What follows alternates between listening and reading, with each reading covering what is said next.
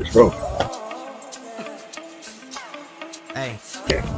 When you're looking at the subconscious, Yeah. how get something like this, improve the way the subconscious works? First of all, the question is, do you even understand what the subconscious mind is? What is it? So there's three. There's the conscious mind, the subconscious mind, and there's the unconscious mind. Right? Break them down. And so, subconscious mind, they say the first 7 years of a child's life. So those first 7 years, whatever you experience, pretty much sets the foundation of the subconscious. Things that you experienced, where you were taught. And it kind of is it's almost like a program. If I had to break it down to make it easier for people who don't understand this type of language, just have to talk. So it's like a software. Mm-hmm. So if you think about an iPhone, different apps, there's a subconscious mind. You know how some apps, they're always running in the back? Mm-hmm. You know, if the phone works, regardless if you got it on, off, whatever, that's like the subconscious mind. Then there's the conscious mind, right? That's like the app where it only works when you click on it, open it. Right? Mm-hmm. So that app functions based on your awareness and what you are able to do with it. That's the conscious mind, where you are in control of those thoughts. Mm. Right? That's deep. And then there's just the unconscious mind. That's the one we don't know much about. That's the one everybody be hypothetical and speculate about. That's that God body. All right, that's that spirit mind. Wait, what's that? That's the one where I was listening to a really dope ass YouTube video on this saint from India named Muji.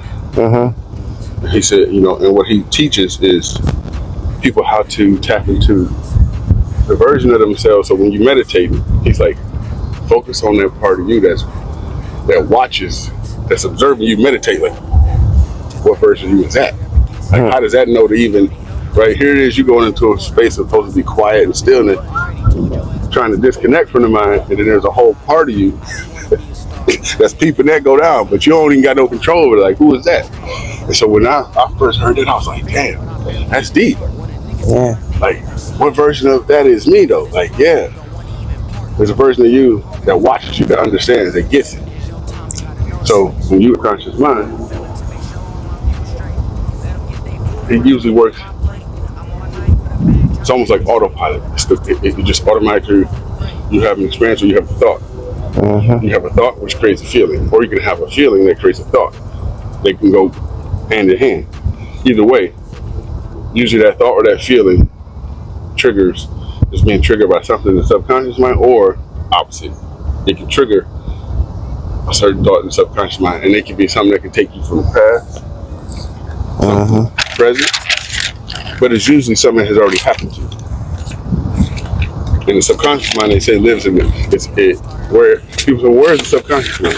Most people think it's not in your head. The subconscious mind, the way they break it down, it's in your physical body. So that's why it's so powerful. So I could bump something, stub my toe, remember it, and the pain and the thoughts that come from that, like it just triggers it, and there's a cycle that goes.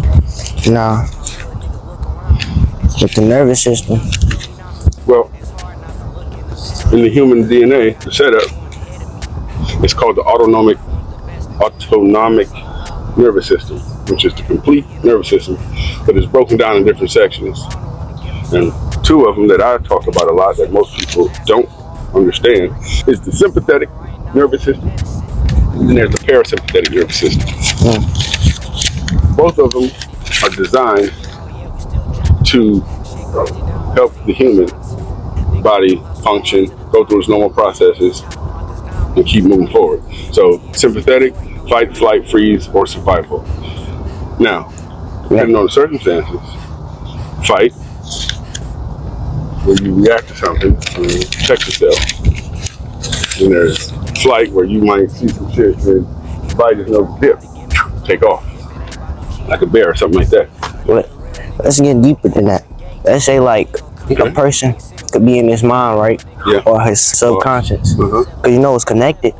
So if a person can be say they're sick and be in a mind subconsciously sick. Mindset, power of thought. What you think, what you perceive.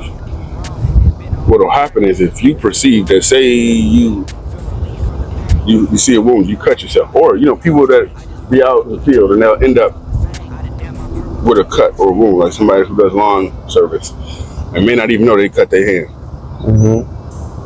Right? They don't know. It didn't even exist. Now the moment I see that my hand is cut, now my mind gonna start breaking it down. Oh, I'm wounded. To what degree? What variable am I wounded? And from there, right? The pain, all that. But it's really where your mind is at, because you can have somebody who had that same cut, look at it, wipe their arm on the back of their pants leg, and keep it pushing. Right? So it's like, well, why he respond this way, but why this guy didn't respond when they had the same cut? Everybody experiences the world through their own lens, through their own unique, right? Yeah, there's common things and there's things that may seem baseline, but then there's your own unique individual. Like we both sit here at this dock right now. This beautiful water. We're looking out here at these townhouses. We're looking at these boats, right? I mean, you are having what it appears to be the same experience because we both standing side by side, but yet we're having a completely different experience. It's deep. You know them dolphins out there? Look to your right. That's a whole school of dolphins. Yeah, they up and down right there, right? They're coming up, they're coming in heat. But as you watch and I watch, we both see dolphins, we're like, oh, we're having two different experiences of how that experience is coming through us, the way our perspective is, our perception, what we've been through in life, things you've already experienced in life that kind of shape your mindset, that has shaped your subconscious. Subconscious nervous system. Okay, yeah. And I heard like it shrinks as you get older.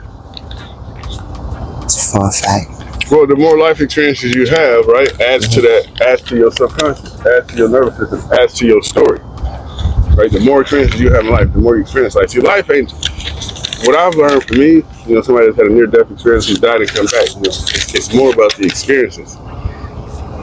Creating the experiences of life. Life is to be lived. It's okay to have what we would call air quote negative experiences, bad experiences, but those are the terms that we have given life as man. We call things good, bad, negative, positive. We put that terminology on spirit, on some things that are out of our control.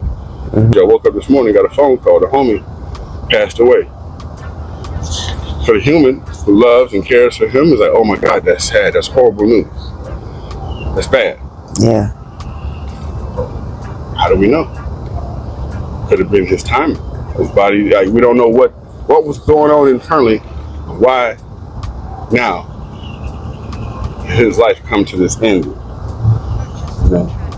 There's the human, there's the everyday life experience, how we can look at that and come up with our own conclusion. And then there's spirit, that there's something greater, something out of my control, because it happened. I don't have the understanding. We see this happen all the time. In human existence, people die, come and going, and we don't always understand why and what. We're based on your subconscious programming.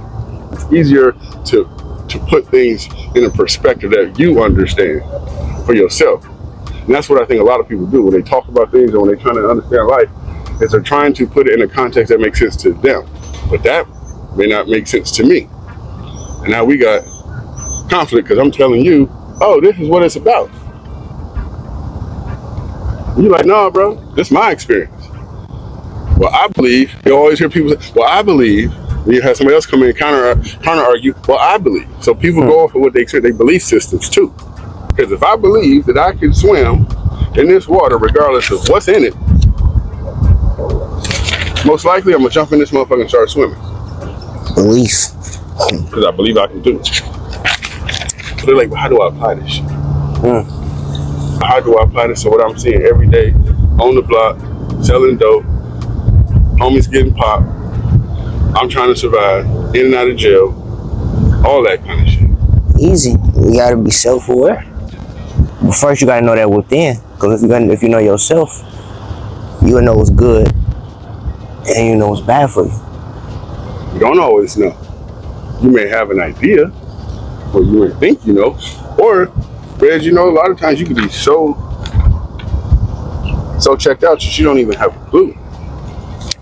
Not everybody has somebody like me or like granddad in their life that can kind of school them or bring them to that awareness. So they call it the saying, the blind leading the blind.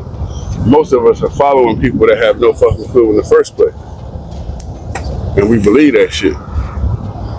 So how do you get to self-awareness? How do you find out who you be when you got everybody telling you who you're supposed to be? Think about that. A lot of people don't even get to that stage because why? They being taught, right? Who to be, how to think, what to say, through parenting, through the system, different programs, how to get there. How do you learn powerful questions? Learning how to ask powerful questions to people and asking yourself. Because that's how you unfold. That's what unlocks the mind. Asking. When you see something. Even standing here right now, why is it such a beautiful experience? Why do I feel peace right now? What is it about this experience that's calming my nervous system? Spark my thoughts to think deeper about my life, to think deeper about what's happening in my life. But not everybody can stand right here and have that same experience. Somebody else can stand out here and just be like, bro, shit, I'm ready to go. Ain't nothing popping. But depending on your consciousness and mindset, it's a whole lot. How do we get to that point? Asking the questions. But then also being quiet and observing, listening. Asking powerful questions to yourself too is going to require you to listen and receive a powerful answer. Powerful questions create powerful answers. Learn how to ask deep, good questions. Talking to yourself too. Yeah. And sometimes, you ain't always got to have the answer. Let the question expose you sometimes. Let the question take you on the journey. Let the curiosity, the mystery of like, what is this unknown truth? Where can it take me? There is a darkness out here in this world. There's a darkness, but there's always light too. That's the balance. Yeah, that's the beautiful thing about humanness is there's the conscious mind. We have the ability to think, but think in a way where we can actually respond and make choices. We're not animals, but we do have animalistic characteristics. We're also God bodies. We also have God consciousness that we can actually tap into. There's some ways you can tap into that. Moments like this, prayer, meditation, walking meditation, moving meditation, exercise. You know what I'm saying? Nature. Being out in the elements, looking at how the whole universe works, how it all clicks, how this does this to this supports this, these fish eat this. Sun comes out, this happens. Like this, for me, I just tap into the element. The things that I've seen work that has no man involved, but it's all functioning. And it functions like clockwork.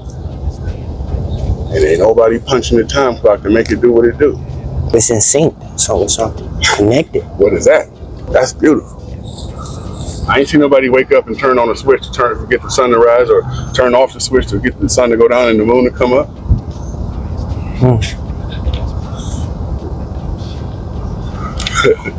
Ain't nobody punching the clock telling the dolphins to come out and feed right now when we just seen that school of dolphins. All this shit all functions by itself. The clouds move how they move, the lightning, everything. Who running that show? And the funny thing is, we move at the same thing. Yeah. The same thing that moves the water and nature. It's the same thing that moves us. It's all connected. That's that God body you say. We are connected to a degree. There's a oneness in all this.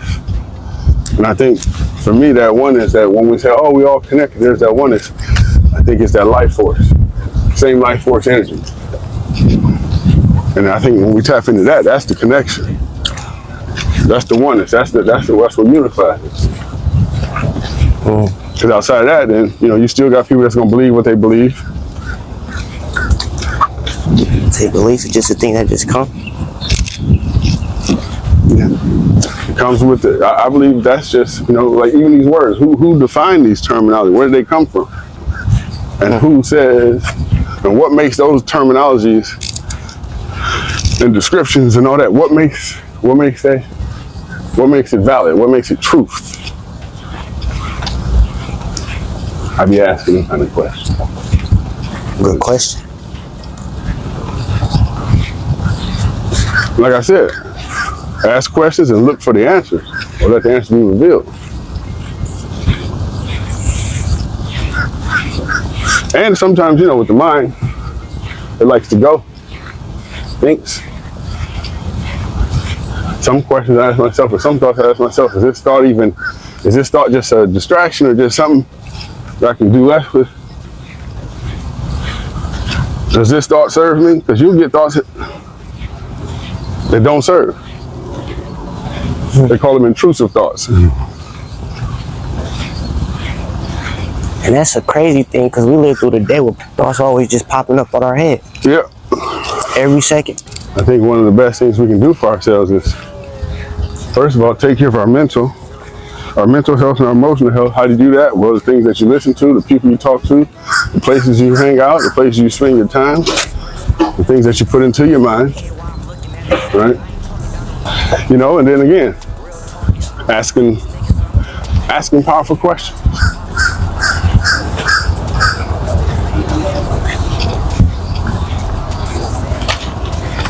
Just being okay with just learning. Why am I here? What am I supposed to learn as a young black man in America under the circumstances that I'm currently living in? What's my role? What's my purpose? And your purpose, I think a lot of times people get stuck in this whole, I can't find my purpose. I don't know what my purpose is.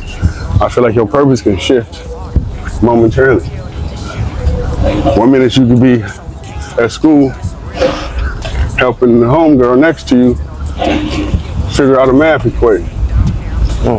2 days later, you on the way home, you stop in the little home from getting mobbed, right?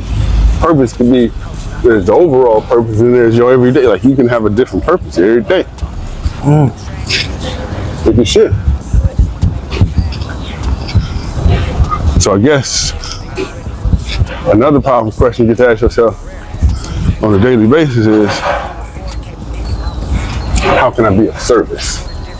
How can my existence today be of service and a benefit to somebody else's life?